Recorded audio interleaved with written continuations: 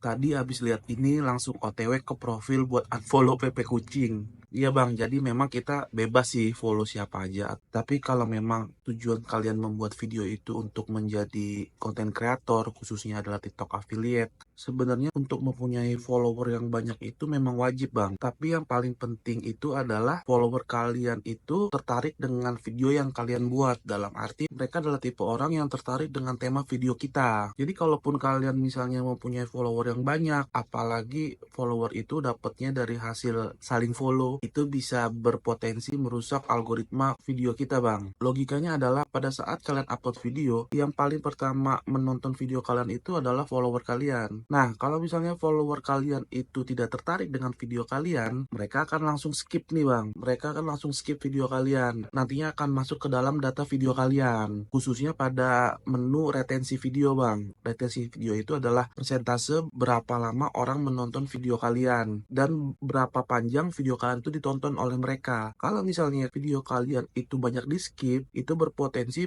merusak retensi video. Nah, nanti ujung-ujungnya video kalian itu nggak akan direkomendasiin oleh TikTok ataupun mungkin di YouTube seperti itu. Jadi saran gua untuk yang udah terlanjur saling follow, di filter dulu aja untuk follower-follower lu yang lain. Gimana caranya bang? Lu unfollow dulu orang-orang yang following kalian. Karena itu sekaligus untuk memfilter follower yang ada di akun kalian. Nah nanti setelah kalian melakukan unfollow, otomatis tuh follower kalian pasti ada yang berkurang. Karena ada banyak follower-follower itu yang selalu ngecek apakah ada yang unfollow mereka. Biasanya mereka juga unfollow balik. Tapi itu nggak apa-apa, jangan takut follower kalian berkurang. Nantinya kalian akan mendapatkan follower-follower yang memang tertarik dengan video kalian. Kayak gitu bang.